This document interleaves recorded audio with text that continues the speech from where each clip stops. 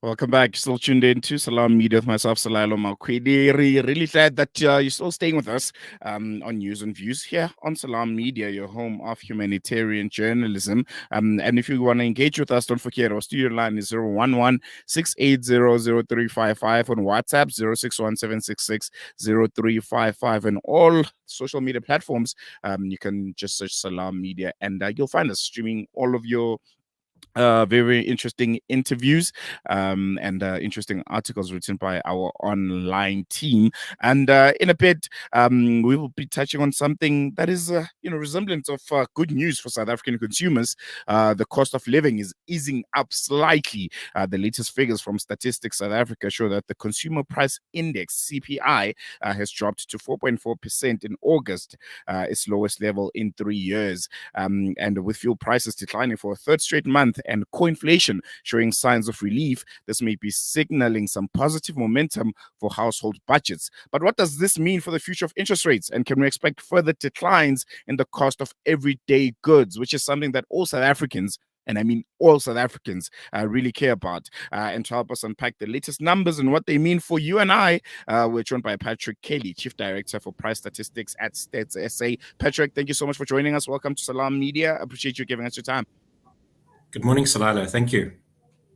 I think our point of departure, and if you can just indulge me here, would be just unpacking or explaining in the most simplest of terms what's the Consumer Price Index and how it affects the everyday South African, and then we'll get into this 4.4% drop in it, and also ultimately what does that mean going forward?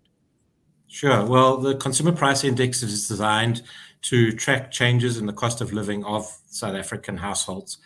So it's comprised basically of a list of products. We currently have 412 different goods and services in the CPI, and each of those have what we call a weight attached to them, which is basically the proportion of household spending attached to that particular type of product. So, for example, fuel would have a weight of about 2.5%. Food overall is at about 17%, as examples. So that's kind of set up, and that's pretty stable from year to year. We then monitor prices, typically on a monthly basis for almost all of these products. And we look at the price change from 1 month to the next, and we aggregate, we average all of those up using the weights until we get the overall headline CPI. And I think we can now focus on some of the key factors that have contributed to this 4.4% drop in CPI for the month of August, and some of the sectors that have had some of the biggest impact on this decline. Yeah, of course. So I think that the first thing we could look at would be transport. Within transport, we would have purchase of motor vehicles, but most importantly, fuel prices. And so fuel prices have now dipped for a third consecutive month. And I think even in September, we've experienced a price cut for petrol and diesel. So we are now at a rate of increase over the last 12 months of only 1.8% for fuel prices. So this is certainly something that's really helping to bring the CPI down. And overall, the contribution of fuel to the headline CPI has declined quite significantly from like 44% in mid-2022, when really we were experiencing very high fuel inflation, down to kind of an impact of only 9% of that overall 4.4%. So I think fuel drops certainly having a big impact. And obviously, we know that fuel has a direct impact on the CPI by the fuel we put into our petrol tanks, but also it is kind of an input cost into many other components.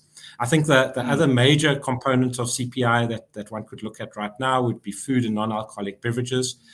We have had 8 months of declining inflation for food and non-alcoholic beverages. And although in August we did have a slight rise from 4.5 in July to 4.7 in August, we are experiencing much lower food inflation rates now than we did, let's say, a year ago. Yeah, so those are probably the two big factors that one might want to look at.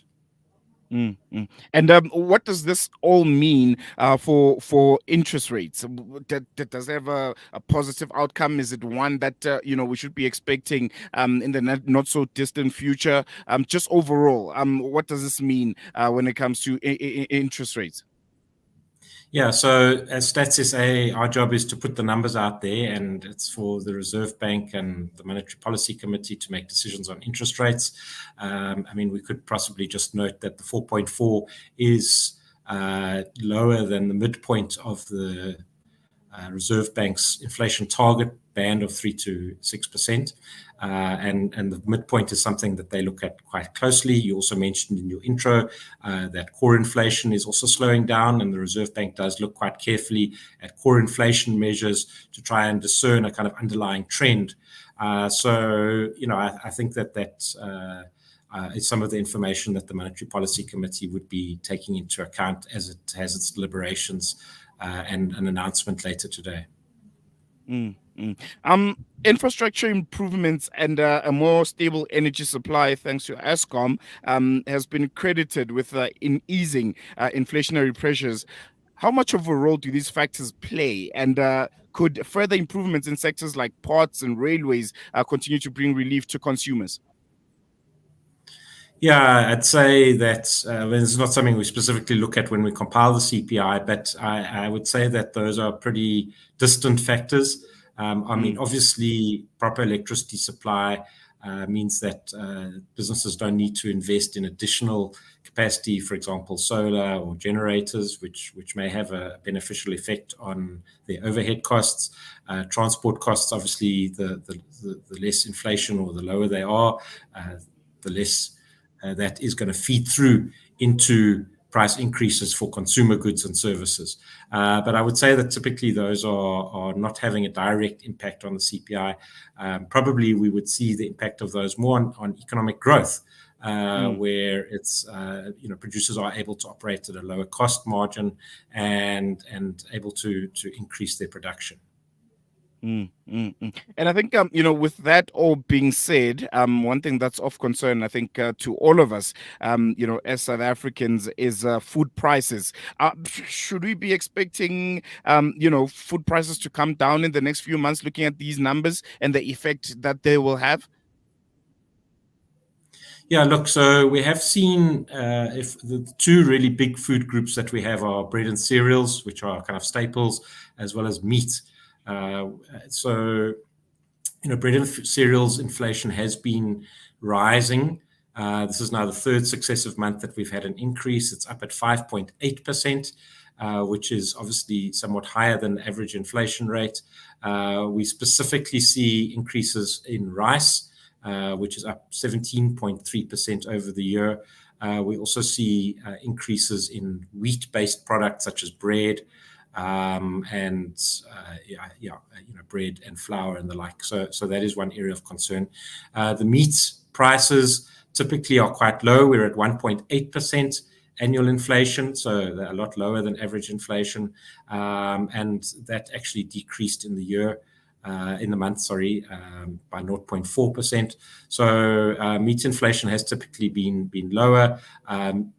Sometimes we see meat inflation going up when maize prices increase, and maize inflation is relatively moderate at the moment. So I'd say those are kind of looking positive. All right. I think we're going to leave it there. Patrick Kelly, Chief Director for Price Statistics at StatsSA. Thank you so much for giving us your time and unpacking seemingly, complex economic and, numbers and finance concepts really, really nicely to us. Really appreciate you giving us your time. Oh, that's a pleasure. Thank you for having us on. They have it there. Yeah.